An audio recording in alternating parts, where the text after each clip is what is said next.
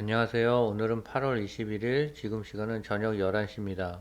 엔비디아는 목표 주가를 상향해서 SOXL은 상승 중에 있어요. 차이나 전기차는 최저점에 도달했고요. 고통의 시간은 더 길어질 것 같습니다. 구독, 좋아요 부탁드립니다. 차이나 전기차는 오늘도 하락해서 마이너스 42%고요. SOXL은 4% 정도 상승을 하고 있어요. 그래서 61% 수익 구간입니다. HSBC 증권이 엔비디아의 목표 주가를 무려 780달러로 올리며 세게 걸었대요. 이는 지난 금요일 종가 432.99달러에서 80% 이상의 상승 여력이 있다는 뜻이래요.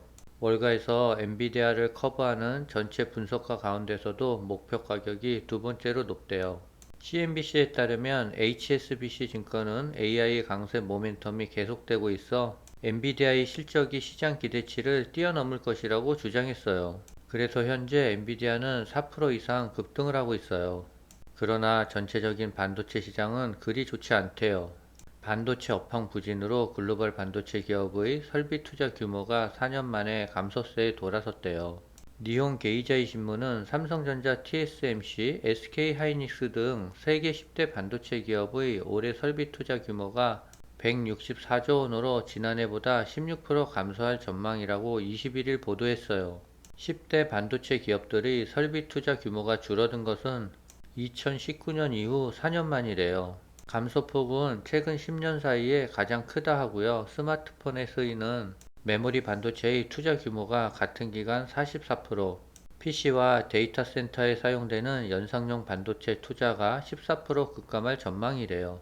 반도체 거래 가격은 하락세를 이어가고 있다 하고요.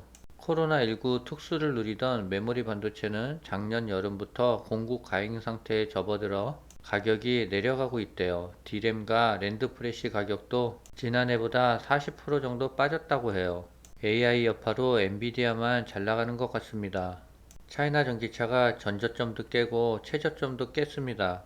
고통과 인내의 시간이 더 길어질 것 같아요. 지금으로서는 어디까지 하락할지 알 수가 없는 것 같습니다.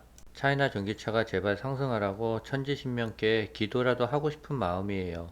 계속 중국에 대한 기사를 찾아보면서 버티는 수밖에 없는 것 같습니다. 중국 인민은행이 기준금리 인하 등의 조치를 발표한 뒤 시장에선 주가가 하락하고 환율이 상승하는 등 실망하는 반응이 이어졌어요.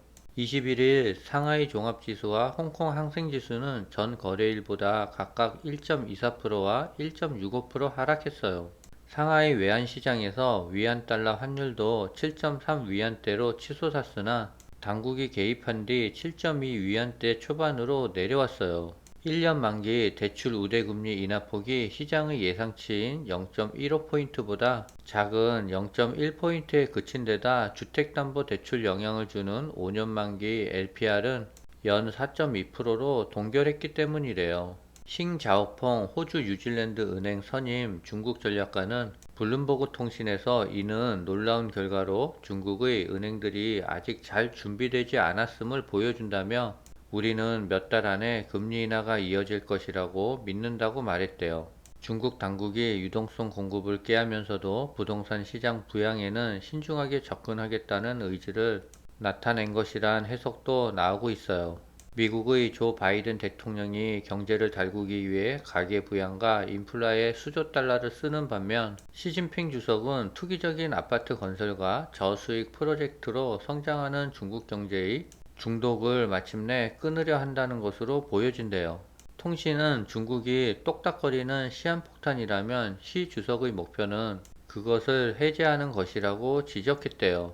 부동산 등 일부 분야는 어려움을 겪고 있지만 전기차, 태양광 풍력 발전, 배터리 등 호황을 누리는 분야가 있다는 점도 당국자에게 다소나마 숨통을 트여주는 대목이라고 여겨진대요. 중국 정부는 긴축 속에서도 이들 첨단 녹색 경제 분야에 대한 지원 투입은 아끼지 않는 사항이라고 해요.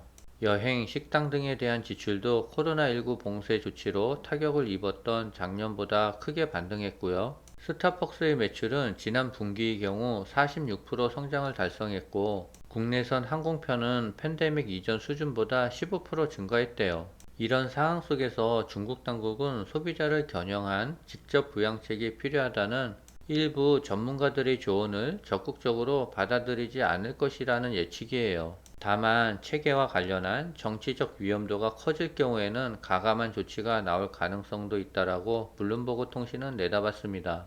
지금 시간 11시 30분인데요. SOXL은 4% 정도 상승하다가 지금은 2%까지 내려왔어요. 자고 일어나면 SOXL이라도 많이 상승을 했으면 좋겠습니다. 오늘은 여기까지입니다.